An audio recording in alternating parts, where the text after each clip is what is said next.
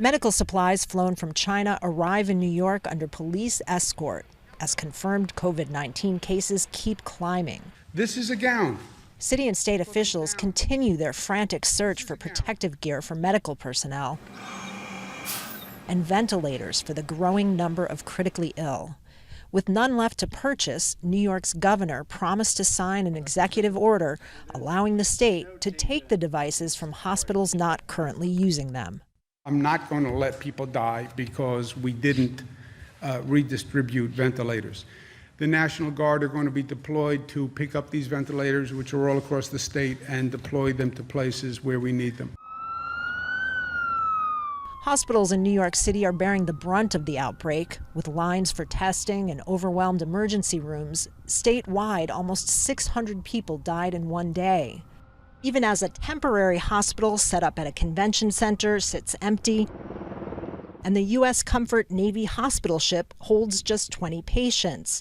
Both were set up for non-COVID patients. The governor said that will change for the convention center soon. As it turned out, we don't have non-COVID people to any great extent in the hospitals.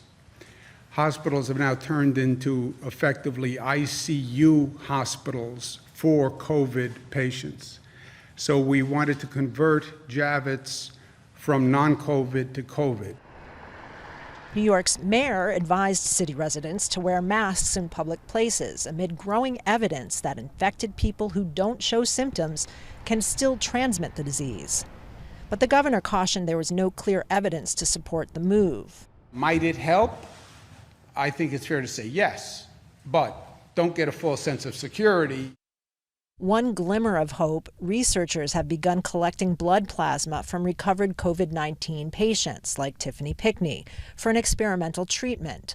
They hope the antibodies developed in her blood can be used to bolster the immune systems of the infected. There may be answers for researchers.